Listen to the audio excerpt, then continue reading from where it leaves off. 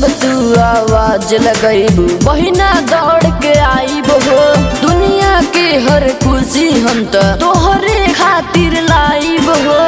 तोहरे से घरवा हमार बहिना उजियार बा। तोहरे से घरवा हमार बहिना उजियार बा। सबसे प्यारा भाई बहन के प्यार बा। सबसे प्यारा भाई बहन के प्यार बा।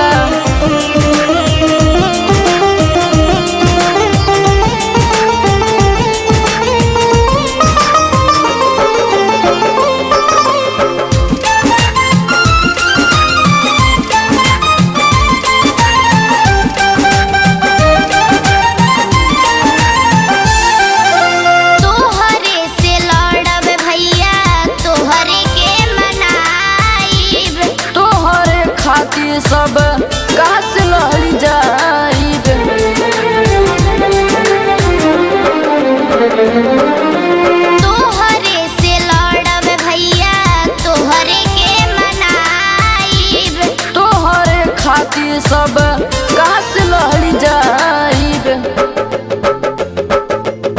तोहरे से बहिना हमर दिल में करार बा। तोहरे से बहिना हमर दिल में करार बा। सबसे